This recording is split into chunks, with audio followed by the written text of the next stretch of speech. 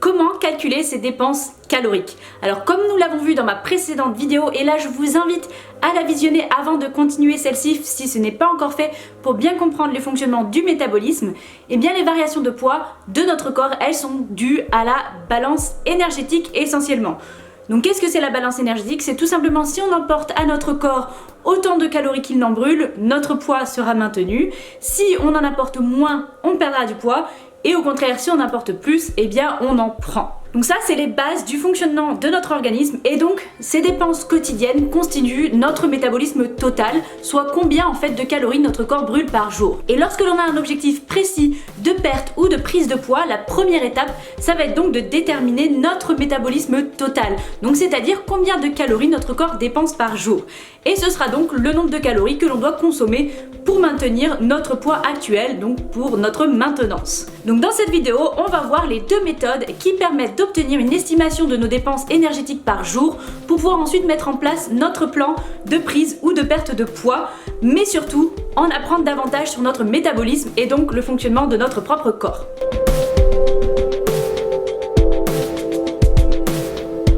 La première méthode, elle est rapide, très simple à faire, mais elle est légèrement imprécise pour calculer donc notre apport calorique. C'est un calcul mathématique simple et il y a une équation qui est une des plus courantes, c'est celle d'Harris et de Benedict, qui consiste à calculer d'abord ton métabolisme de base, puis à le multiplier par un certain nombre en fonction de ton niveau d'activité. Je te mets donc ici la formule de Harris et Benedict. Je t'invite d'ailleurs à mettre pause sur cette vidéo si tu veux la calculer maintenant pour avoir un aperçu de ton métabolisme de base, et ensuite nous allons multiplier en fonction de ton niveau d'activité, c'est-à-dire en fonction de si tu es sédentaire, donc tu pratiques quasiment aucun exercice, ou est-ce que tu es légèrement actif, tu fais parfois des exercices 1 à 3 fois par semaine légers. Si tu es actif, donc tu fais régulièrement de l'exercice physique à différentes intensités de 3 à 5 fois par semaine. Si tu es au contraire très actif, donc tu fais quotidiennement du sport et des activités physiques soutenues, ou si encore plus tu es extrêmement actif et tu fais beaucoup de sport et en plus tu as un travail qui est très actif. Et donc voilà, en fonction de ton niveau d'activité, tu vas multiplier ton métabolisme de base par un certain nombre, tout est ici, comme ça tu vas pouvoir avoir une estimation de ton métabolisme total. Donc tu peux soit réaliser le calcul toi-même à l'aide de cette formule, ou tout simplement utiliser un calculateur directement en ligne. La plupart du temps, ils utilisent cette méthode ou d'autres méthodes mais qui sont plus ou moins similaires, et donc elles vont se rejoindre et te donneront un chiffre qui est très proche. Donc cette méthode, qu'est-ce qu'elle te fait? Elle te donne une estimation de tes dépenses caloriques quotidiennes, mais ça reste quand même très approximatif, et en fonction de la personne et de certains facteurs, ce calcul peut être induit en erreur.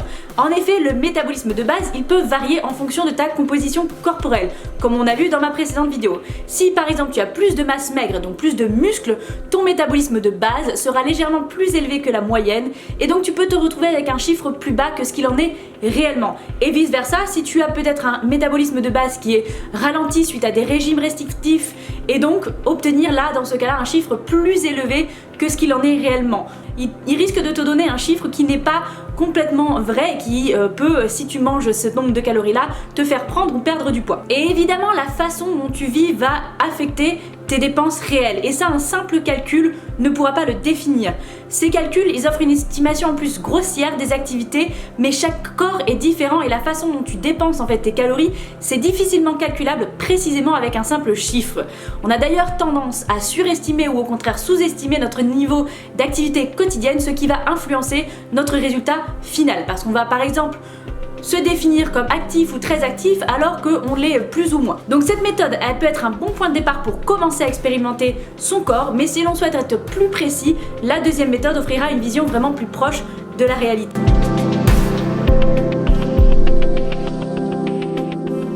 Donc cette méthode est bien plus précise pour calculer tes dépenses caloriques. En fait, si ton poids est stable depuis plusieurs semaines, donc tu n'as pas de perte ou de prise de poids importante, et que tu n'as pas effectué de gros changements de mode de vie, donc une augmentation par exemple d'activité sportive par rapport à ce que tu faisais avant, cette méthode te donnera une estimation relativement proche de la réalité.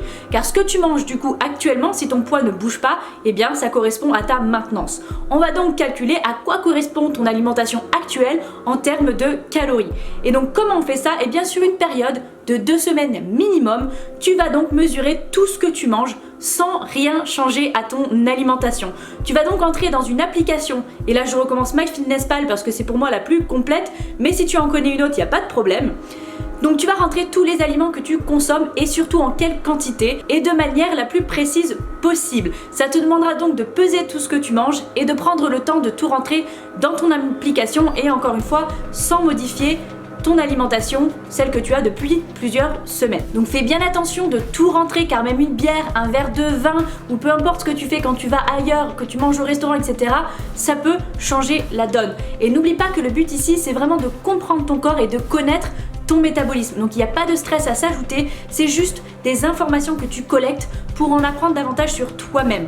Donc prends-le vraiment comme une expérience et chaque jour, note ton total de calories consommées sur la journée et à la fin de chaque semaine, tu vas additionner les totals de calories journalières pour faire une moyenne. Donc tu vas additionner les calories de lundi, mardi, mercredi, etc. jusqu'à dimanche pour faire la moyenne. Car c'est très probable que tu aies des jours où tu vas manger plus et des jours où tu vas manger moins. Donc des différences, par exemple un jour où tu vas manger que 1700 calories et un autre jour où ça va être plus au-delà de 2100, 2200. Et c'est tout à fait normal, on ne mange pas forcément les mêmes calories sur tous les jours de la semaine. Et donc c'est cette moyenne sur la semaine qui correspondra à ta maintenance et utilise donc cette moyenne comme référence de dépenses caloriques. Et je recommande de le faire sur au moins 2 semaines, voire plus si possible, pour avoir vraiment une moyenne plus précise et être sûr d'avoir suffisamment de données collectées pour avoir une précision sur les calories que tu as dépensées. Mais si ton poids n'a pas été stable ces dernières semaines ou que tu as fait des changements dans ton mode de vie, eh bien tu peux utiliser un mélange en fait de ces deux méthodes. Donc tu vas commencer par le calcul mathématique qui te donnera donc une référence de base et puis pendant 2-3 semaines tu vas compter pareil toutes tes calories en essayant de te rapprocher au maximum de ce nombre chaque jour. Et là tu vas devoir donc te peser chaque jour, tous les matins à jeun au cours de toutes ces semaines. Et donc tu vas noter tout ce qui se passe.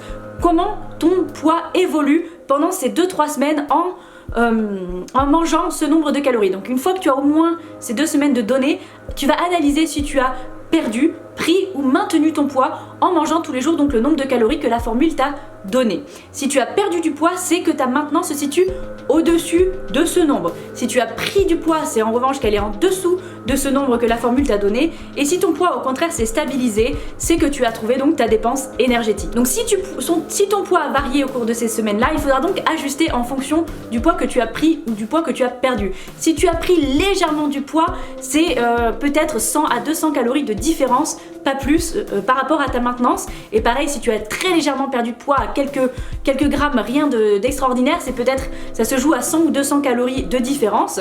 Par contre, si tu as perdu environ 500 grammes par semaine, ça signifie que tu as un déficit de 500 calories par jour et donc que ta maintenance, en fait, c'est le nombre donc obtenu dans ton calcul avec ta formule plus 500 calories.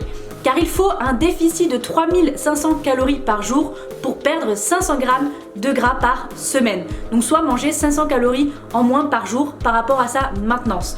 Donc si c'est ce que tu as perdu, forcément c'est que tu as mangé 500 calories en moins pendant ces semaines-là. Et pareil, dans le sens inverse, si tu as pris 500 grammes sur les semaines, chaque semaine, c'est que tu manges un surplus de 500 calories. Mais alors attention, pour que ces méthodes soient précises, ça demande de la rigueur et de faire l'effort de calculer correctement, de peser ses aliments et de suivre précisément l'évolution de son corps. Donc ça peut paraître contraignant et surtout une véritable prise de tête si on n'est pas véritablement prêt à en apprendre sur soi. Il faut également commencer en connaissance de cause. Ceci n'est pas de l'obsession, ce n'est pas un contrôle extrême, mais bien une expérience pour apprendre davantage sur soi et son alimentation. C'est comme ça que notre état d'esprit doit être lorsque l'on veut savoir nos dépenses caloriques. Et si tu le fais sérieusement en prenant le recul nécessaire, tu apprendras beaucoup de choses sur toi et ton alimentation et tu seras donc à même de découvrir la façon dont tu manges réellement. Est-ce que tu as peu de protéines dans ton alimentation ou au contraire un peu trop?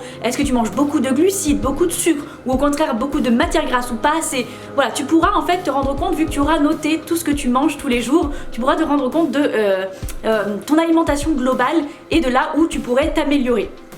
Ça peut paraître arbitraire pour certains, mais c'est très important de prendre ça comme une véritable expérience à réaliser pour soi et non comme une contrainte ou encore pire une obsession et un contrôle malsain de son alimentation. Une chose que tu dois vraiment rentrer dans ton esprit, c'est que compter ses calories, ce n'est pas un mode de vie, c'est un outil pour apprendre et cela ne doit pas durer des années mais seulement les quelques semaines voire mois nécessaires pour mieux se comprendre et se connaître et donc expérimenter. Je m'arrêterai ici pour cette vidéo parce que le but de celle-ci était simplement de t'expliquer comment calculer tes dépenses caloriques, comment les connaître précisément et ce sont ces méthodes-là. Tu peux aussi aller faire un DEXA scan, donc aller faire scanner ton corps qui va te donner un chiffre plus précis pour ton métabolisme de base, mais tu ne sauras pas ton métabolisme total, hein. Il faudra le multiplier aussi par rapport à tes activités, mais ça coûte un peu plus cher, celles-ci sont gratuites et te permettent d'expérimenter encore plus ton corps, que là on va juste te donner un chiffre et voilà, et après tu devras quand même de toute façon te lancer dans l'expérimentation. Donc dans une prochaine vidéo, on expliquera comment créer ton plan pour une perte de poids ou au contraire une prise de muscle à partir donc de cette base-là, une fois que tu connais ta maintenance, une fois que tu connais ton métabolisme total, donc combien tu dépenses de calories par jour. Car une fois qu'on connaît ce nombre, c'est facile de diminuer ou d'augmenter les calories pour atteindre un objectif spécifique. Je tiens quand même à préciser avant de clôturer cette vidéo que j'explique ces méthodes uniquement à titre informatique et que cela ne signifie en aucun cas qu'il faut à tout prix compter ses calories pour atteindre ses objectifs ou que c'est la méthode idéale. C'est juste la méthode précise et efficace pour connaître ses dépenses énergétiques pour celles qui souhaitent apprendre sur elles-mêmes et connaître précisément leurs dépenses.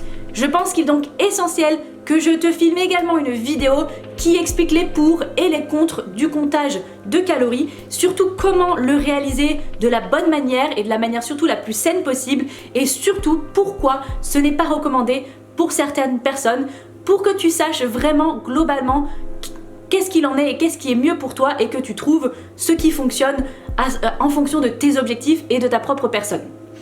Voilà, c'est tout pour aujourd'hui, j'espère que cette vidéo t'a plu et surtout que tu as bien compris comment calculer tes dépenses caloriques journalières. Si tu as la moindre question, des choses qui ne sont pas claires, que tu n'as pas très bien compris ou juste que tu veux en savoir plus, surtout n'hésite pas de tout mettre en commentaire, je me ferai un plaisir de te répondre et de mettre des petits pouces vers le haut pour soutenir ma chaîne parce qu'il y a plein d'autres vidéos qui sont à venir, de t'abonner si tu es tout nouveau par ici et on se retrouve dans la prochaine vidéo. À très bientôt, ciao ciao.